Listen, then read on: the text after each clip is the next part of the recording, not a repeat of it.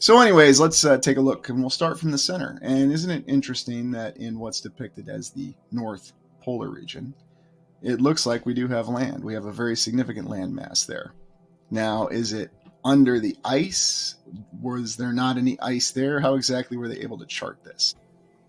We'll have the typical explanations that they just simply didn't know what they were doing back then, or they were making extrapolations based on observations that were later proven scientifically to be incorrect. But you can see it right here. They had a landmass depicted at the North Pole. Looks like you potentially have Greenland here, North America here, Asia here, Europe right there. So it is a pretty accurate map when it's put together. I still don't know why they call it a planisphere, because it's supposed to be something representing the planet. It just seems like that's a very erroneous term. But that's just my estimation of the map, or chart if you will. And yet it seems like you have very accurate depictions of lines of latitude and longitude, so potentially you could use this to navigate with. So quite remarkable.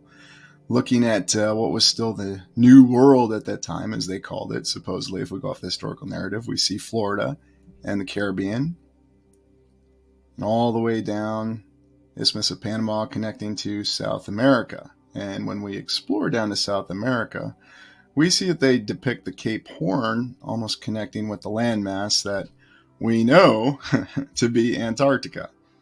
Although, I just won't gloss over that anymore, depicting all these lands on the outer perimeter. Because when you lay these sheets flat, well, it is a map or chart that's depicted flat, that they call a planisphere. Yes, of course. And yet it seems that you actually have the main continents surrounded by rings of land. Now, could Australia be depicted? Let's talk about Australia a little bit. It's important. We don't want to forget the land down under.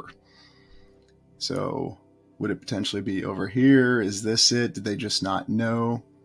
Interesting considerations. And you have to wonder what's really being depicted in these lands in the outer portion of this so-called planisphere.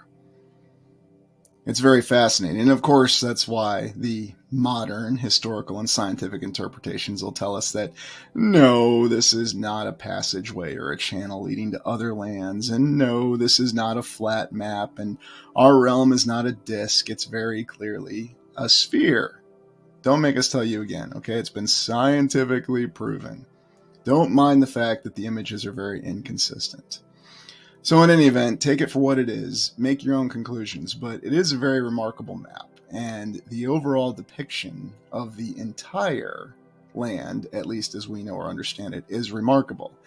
And depending how you interpret it, are these channels, are these gateways to other lands? Well, if you just take it literally, if you just go off of your own observations, and you don't factor in anything which you're told with preconceived notions, one could very easily make that interpretation, that yes, these are channels, these are gateways to other lands. I'm just going off of what's being shown on the map. So, very remarkable, very detailed, and I think we need to look into a little more detail on each of the sections of the map.